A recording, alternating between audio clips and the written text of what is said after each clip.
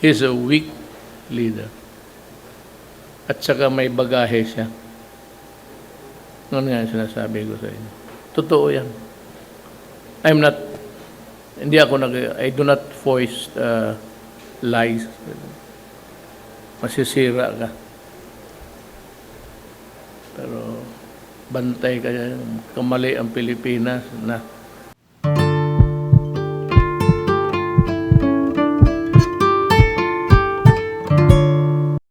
yun, nagtataka rin ako kung bakit na suddenly naging fascinated ang tao. I cannot mention his name kasi wala man ako doon. But as a mayor, no, alam ko na yung mga mayaman sa Davao, pati yan siya, humihirit ng cocaine. Cocaine lang naman. Wala akong sinabing siya mo. Cocaine. So, yan. Yan yung... Kayo ngayon, kung mag-gamble kayo, basta nasabi ko na sa inyo, there would be times when bungog yan at makita naman ninyo.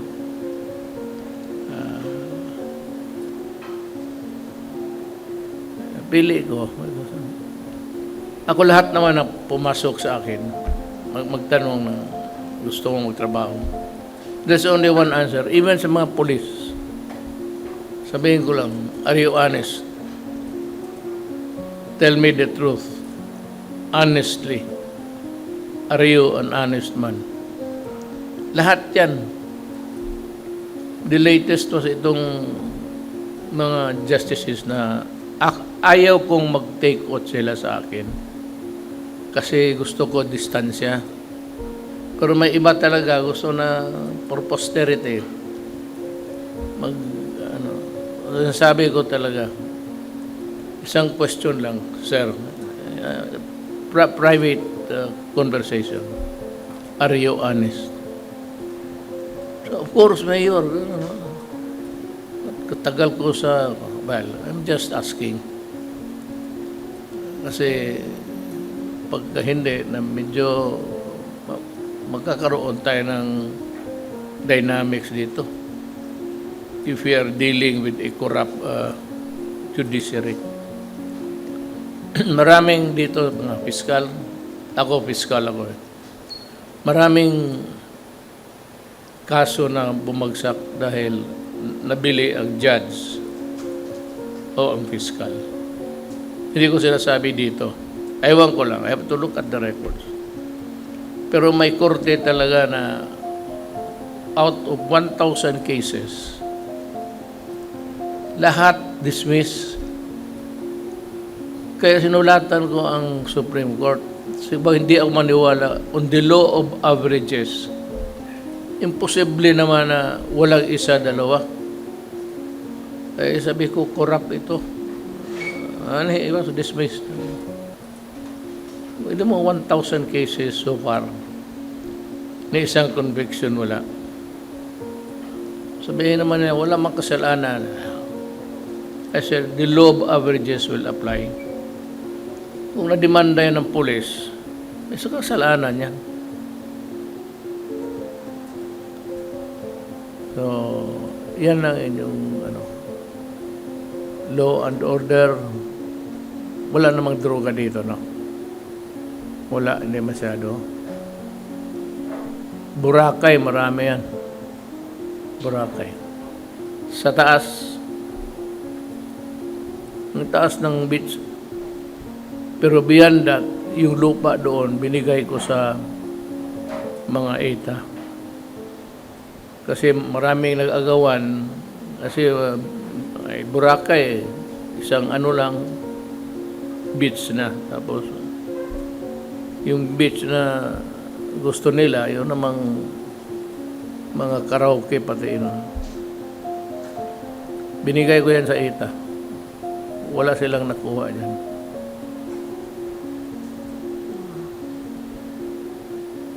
Yun lang man siguro. So sabihin lang natin, PDP, just you claim it as a right. You claim it as a right because partido tayo. Anong hiningi ng tao? Eskwelahan, libre na ang eskwelahan. Irrigation, 5,000 a year, tinanggal ko na. Wala nang irrigation. Ospital, ayan, malasakit. Paglapas mo, basta in order lang, wala kang bayaran. Baski gaano ka katagal. Universal healthcare, education, sa farmers, lahat nabigay na natin. Ano pa ang pagkukulang natin? Infrastructure. Nung pag nanalo ako presidente, sinabi ko talaga sila Secretary Cose, yung pera ng Pilipinas is-spread ninyo all throughout. Do not use a standard na hindi nagboto sa akin. Nanalo na ako, tapos na yan. So lahat kayo, may mga infrastructure. Hindi lang kayo, lahat nabigyan. Ang pera talaga hinati nila sila. Kaya yung marami makita kayo. No? Airport. Kung magpasyal kayo, tingnan mo ang airport. Baskisan, Cebu, pinakamaganda. Ang airport sa Davao ang wala. Kasi sabi ko sa DPWH, unahin na muna ninyo yung ibang airport. I-refurbish ninyo, pagandahin ninyo. Hayaan mo ang Davao. Kaya yan ang isang ni Inday. Yung nagalit siya. Kasi ang airport ng Davao, walang improvement. Ganon pa rin yung luma. Sabi ko kay Inday noon, huwag ka kasi mga ganito, last tayo. Hindi tayo pwedeng maging first.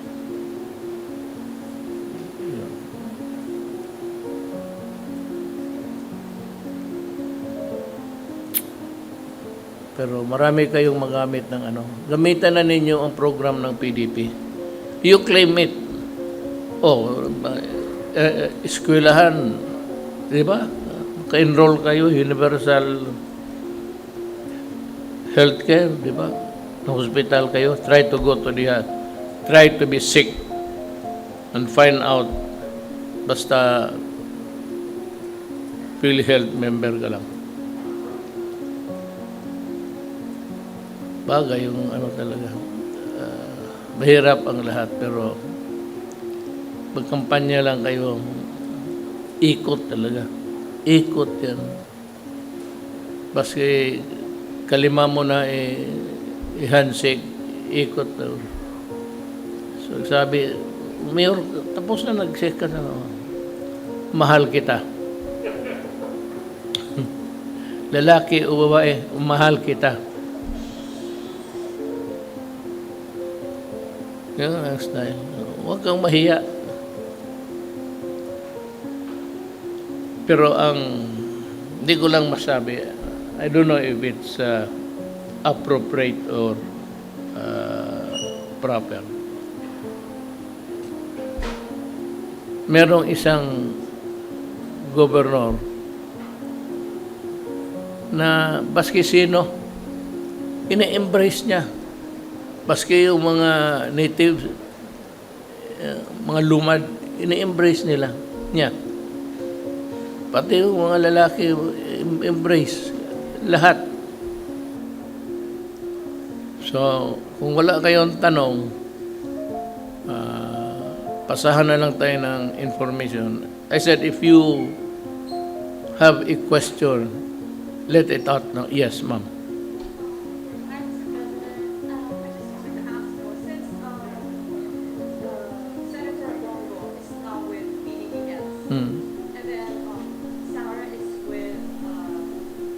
Lakas. CFD. Yes. And most of us here are with Lakas. PDP. Is there going to be a coalition between PDDS or PDP with Lakas CMD? No. No? No, I cannot. Because nandyan si Marcos. Hindi ako believe na he's really a weak leader. Kaya ako sabi ko, totoo yan, hindi ako naninira na tao. Talagang weak. Kasi spoiled child, only son. Of course, he can talk. He delivers English articulate. Pero ang aral kasi kung saan-saan sa labas. Pero kasabihin mo may crisis, gano'n. He's a weak leader. At saka may bagahe siya. Noon nga yung sinasabi ko sa inyo.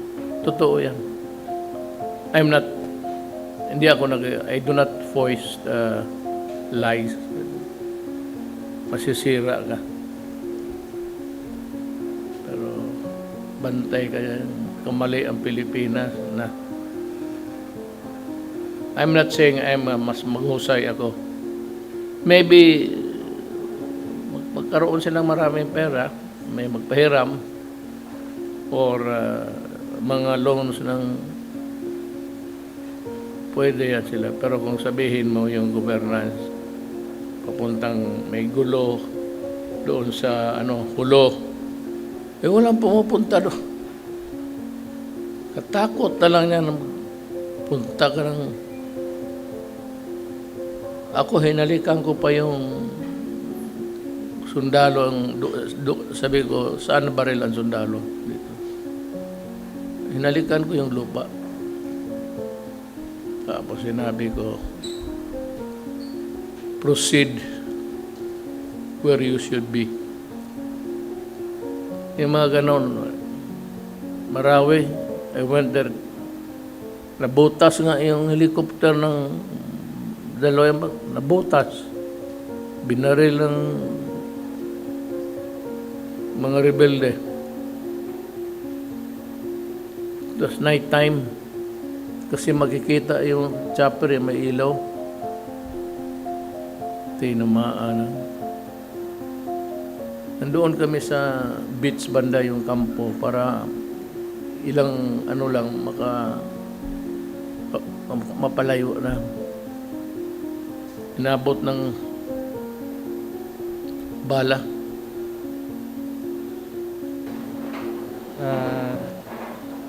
Isang mapagpalang gabi po sa inyo, Bigat talaga. lalo po sa ating mahal na Pangulo. Kami po ay humahanga sa magagandang programa na iyong nagawa.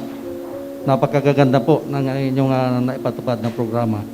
Ang may tanong lang po, may pag-asa po bang mapigil ang korupsyon dito sa ating bansa? Na siyang unang-una po ay kahit sa mga lokal na may mga kaso na may mga kaso pero hindi po nabibigyan ng aksyon. Yun lang po. May pag-asa po ba na mawala ang korupsyon? Thank you po. Alam mo, it's a question that is hard to answer. Because ako nandyan na, alam mo ba sa customs I fired 43 sa airport sa Naya, yung lahat ng immigration tinanggal ko. But kung sabihin mo yung tanimbala, kita mo na may explanation ni Bongbong. Mayroon talaga mga days na bad break ng tao. Puta. Bad break na tao, payag ka na. Kaya nung nabi ko, putang ina, kainin talaga na niyo yung bala. You better get the 22. Pa yung 45, wala na. Tsaka ako matanong, ito sila mga nagpapakain talaga ako ng pera. Yung mahuli yun, extortion, dali nila. Sabihin ko, siya, wala akong dala, wala man akong pera, wala akong wallet. Wala talaga akong dala. Makita man nila, sabihin ko talaga, kainin mo yung. Tapos yung last time na dyan sa Balago, maraming sundalo. So bigyan niya akong pera, wala akong pera. Dyan. Kainin mo. Mayor ako, marijuana, kainin mo talaga. Bungo ako. Ipakain ko talaga sa iyo. Yun ang disiplina. Hindi madala ito ng human rights sa Pilipino. Maniwala ka dyan. Ano mo talaga? Kaya kung mayor kayo, sundin ninyo. Ipakain ninyo yung pera na peke, ipakain mo yung pera na hiningi, extortion. Ayan. Pag naglaglag ng bala doon sa ano, di ipakain mo rin, palunok mo. No, yung ano ko, advice ko sa mga mayor. Alam mo, ang lugar, pag ayaw ng mayor, ayaw ng pulis, wala talaga. Pero ano dyan, magbigay ang pulis, gano'n. Anuhin mo na kaagad, right at the first opportunity. Bantayan mo. Malaman mo naman, makita mo maglakad ka sa gabi, maraming mga bangag, gunggong na. Ikaw, ma'am, marunong ka magdala ng baril? Paano tayo niyan? Mamili ka na ng bodyguard dito, puro tatangkad. Mga PSG yan. Yes, sir. Mahal na Pangulo, ang gusto ko pong itanong, dahil nabanggit niyo po, na gagawin niyo po ang inyong maaaring magawa upang matulungan ang iyong mga kapartido, lalo na ang taga-PDP. Kami po ay mayroong mahabang laban na rin na nagaganap tungkol sa korupsyon. At ito po ay pinipilit naming ma-expose at kami po ay nakasulat na sa iba't ibang ahensya ng ating gobyerno. Yun nga lang po, ang nakakalungkot po ay medyo may kapagalan ang pagtakbo kahit na kumpleto ang aming mga dokumento. Ang tinatanong po sana namin ay kung ang ating pong laban ay laban sa korupsyon, may pag-asa po ba na ang ating partidong PDP ay tutulungan ng ating mga kapartido na ma-expose ang korupsyon na ito? Lalong-lalo na kung ang gusto po ninyo ay wag nang muling uupo ang mga tao natin, lalo kung hindi natin kapartido ng mga korap dito sa ating mga bayan. Okay, I'll answer you, but let's do it in accordance with law para walang sabi. Kung mayroon kang reklamo, tapos gusto mong imbestiga on first sa corruption, either ipadala mo sa NBI or ipadala mo diretso sa ombudsman,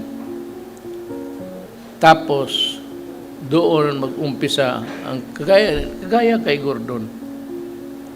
Si Gordon naghiram ng pera, ay hindi, ang Subic, when he was dead, naghiram ng pera. Tapos loan ata yun, out of the 117 na nag-grant, ang 86 million pumunta sa kanya. Wala na, tapos na.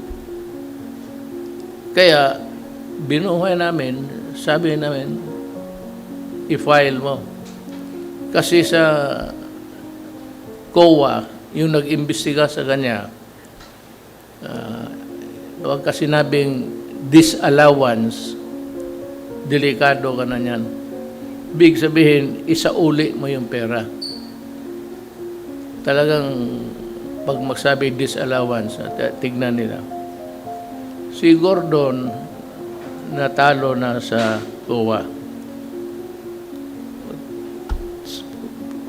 Many years ago, siguro mga 4 or 5 years na as senator. Ngayon, nag-appeal siya sa Supreme Court sa desisyon ng COA. Denied siya. So, yung appeal niya, baliwala, then he is now guilty of sa civil aspect. Isauli niya yung pera, sabi ng COA. Dito sa ombudsman, criminal case talaga. So kung ang dokumento mo kompleto, kung ayaw ninyong pagpunta ng Maynila o ano, ipadala mo, i-review ko. Ako mismo ba, mga abogado ko sa ano, tignan ko. Kung mayroon proof or evidence that a wrongdoing has been committed.